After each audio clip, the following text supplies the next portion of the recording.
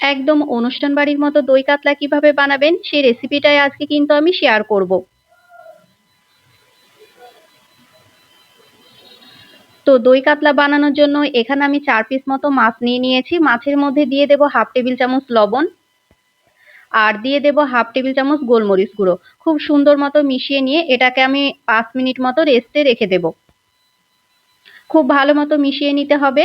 মিশিয়ে নিয়ে এটাকে কিন্তু আমি এক সাইডে রেখে দিয়েছিলাম। ওই ৫ মিনিট মতো রেখে দিলেই হয়ে যাবে। এইদিকে আমি একটা মিক্সিং জার নিয়ে নিয়েছি। এটার মধ্যে দিয়ে দেব ২ টো পেঁয়াজ, মানে ওই ছোট সাইজের একটা পেঁয়াজ দিয়েছিলাম। কয়েক টুকরো আদা দিয়েছিলাম, কাজু বাদাম দিয়ে দেব। আর এখানে ১ টেবিল চামচ আমি দিয়েছিলাম সাদা তিল। কয়েকটা কাঁচা লঙ্কা দিয়েছিলাম, খুব সুন্দর মতো পেস্ট করে নিয়েছি। এবার আমি একটা কড়াইয়ে দিয়ে দিলাম পরিমাণ মতো সর্ষের তেল। তেলের মধ্যে যে মাছটা আমি লবণ আর গোলমরিচ গুঁড়ো মাখিয়ে রেখেছিলাম সেটাই দিয়ে খুব সুন্দর মতো ভেজে নিতে হবে। একদম যে কড়া করে ভাজতে হবে সেটা না, অল্প কিছুক্ষণ ভেজে নিলেই হয়ে যাবে। এই তো মাছটা কিন্তু আমার ভেজে নেওয়া হয়ে গিয়েছে, এবার আমি তুলে নেব। খুব ভালো হয় খেতে, রান্নাটাও খুব তাড়াতাড়ি হয়ে যায়।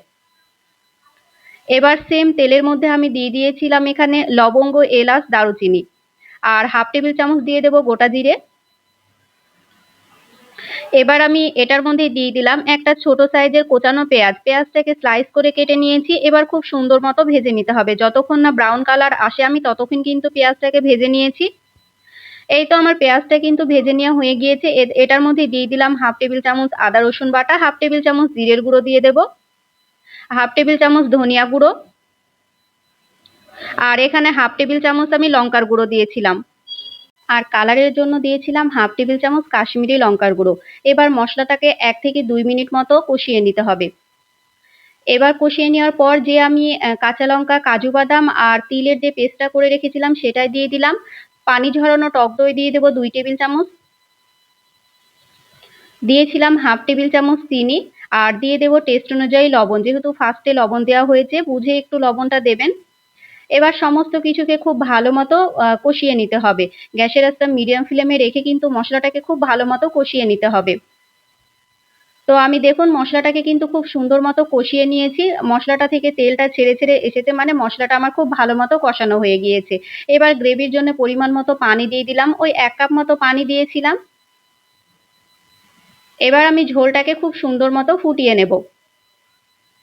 ঝোলটা যখন খুব ভালো মতো ফুটে অল্প একটু কমে আসবে তখনই কিন্তু ভেজে রাখা মাছগুলো দিয়ে দিতে হবে।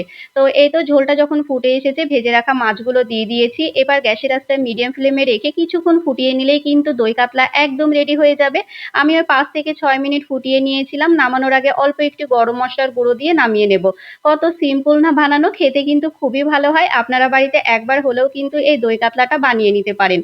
গরম গরম ভাতের সঙ্গে তো দারুণ লাগে খেতে। পোলাও কিংবা ফ্রাইড রাইসের সঙ্গেও কিন্তু আপনারা খেতে পারেন। তো রেসিপিটা কেমন লাগলো অবশ্যই কমেন্ট করে জানাবেন।